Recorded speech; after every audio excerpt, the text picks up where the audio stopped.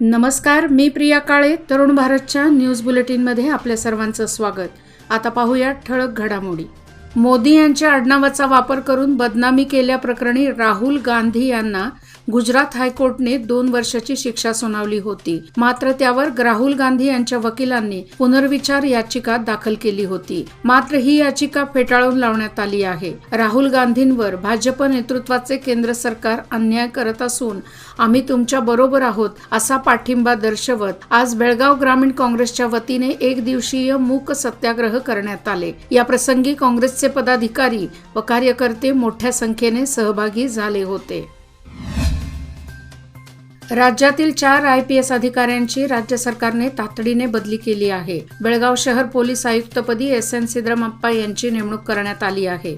वर्तिका कटियार यांची SP आंतरिक सुरक्षापदी, प्रशासन विभागाच्या DCP पदी सिरी गौरी तर अनुप शेट्टी यांची नियुक्ती CID वरिष्ठ पोलीस अधिकारपदी करण्यात आली आहे.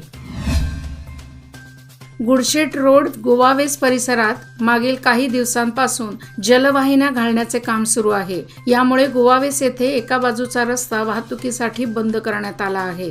यामुळे गोवावेस येथील मराठा मंदिर कॉर्नर येथे वाहतुकीची कोंडी होत असून हे काम वेळेत पूर्ण करण्याची मागणी वाहन चालकांमधून होत आहे. हुंचनट्टी तालुका बेळगाव येथील एका युवकाने राहत्या घरी गळफास घेऊन आत्महत्या केल्याची घटना घडली आहे. या संबंधी बेळगाव ग्रामीण पोलीस स्थानकात FIR दाखल झाला आहे. सैफुल्ला साब राजेसाब शेखजी, वय वर्ष 38, राहणार हुंचनट्टी असे त्याचे नाव आहे. राज्यामध्ये हिंदुत्ववादी कार्यकर्त्यांची हत्या केली जात आहे. हिंदुत्ववादी कार्यकर्त्यांना रक्षण देण्यात यावे. चिकोडी हिरेकोडी येथील जैन मुनींची झालेली हत्या तसेच मैसूरटी नरसिंहपूर येथे हिंदुत्ववादी कार्यकर्त्यांची हत्या करण्यात आली आहे. याची दखल घेऊन प्रशासनाने हिंदुत्ववादी कार्यकर्त्यांना रक्षण द्यावे अशी मागणी युवा ब्रिगेडतर्फे जिल्हाधिकाऱ्यांना निवेदन देण्यात आले. शिक्षक बदलीसाठी घेण्यात आलेल्या काउन्सिलिंगच्या पहिल्याच दिवशी सर्व्हर डाऊनमुळे प्रक्रिया संथ गतीने सुरू होती. त्यामुळे बुधवारी दुसऱ्या दिवशी शिक्षकांची मोठी गर्दी झाली होती. मंगळवारी काउन्सिलिंग झाले नसलेल्या शिक्षकांना बुधवारी बोलवण्यात आल्याने BK मॉडेल शाळेच्या पटांगणावर जिल्ह्यातील शिक्षकांची गर्दी झाली होती. हलग्याची ग्रामदेवता मरगाई देवी यात्रेला देवीच्या जयघोषाने सुरुवात झाली. संपूर्ण गावात बैलगाडीतून भंडाऱ्याची उधळण व पारंपरिक वाद्यांच्या गजराने भक्तिमय वातावरण निर्माण झाले होते. यात्रोत्सवानिमित्त विविध धार्मिक कार्यक्रम पार पडले. या मिरवणुकीत ग्रामस्थ मोठ्या संख्येने सहभागी झाले होते.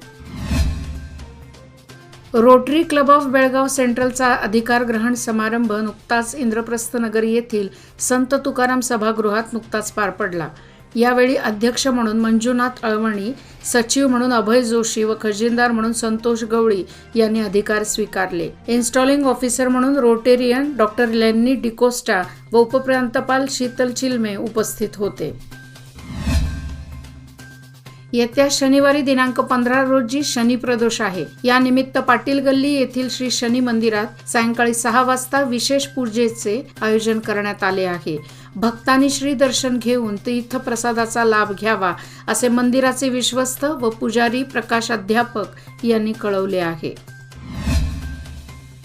संत रोहिदास नगर उद्यमबाग येथील एक तरुणी 2 दिवसांपासून बेपत्ता झाली आहे. आकृती सतीश सुरतेकर, वय वर्ष 17, राहणार संत रोहिदास नगर उद्यमबाग असे तिचे नाव आहे. मंगळवार दिनांक 11 जुलै रोजी मध्यरात्रीपासून ही तरुणी बेपत्ता झाली आहे. या संबंधी तिच्या वडिलांनी उद्यमबाग पोलीस स्थानकात फिर्याद दिली असून पोलीस तिचा शोध घेत आहेत. या तरुणीविषयी कोणाला माहिती असल्यास उद्यमबाग पोलीस स्थानकाशी संपर्क साधण्याचे आवाहन करण्यात आले आहे. याचबरोबर आजचे बातमीपत्र इथेच संपले. अधिक माहिती आणि ताज्या घडामोडीकरता पाहत रहा तरुण भारत न्यूज चॅनल. तसेच आमच्या चॅनलला लाईक, शेअर आणि सबस्क्राईब करायला विसरू नका. आणि विश्वासार्ह बातम्यासाठी दररोज वाचा दैनिक तरुण भारत. धन्यवाद. शुभरात्री.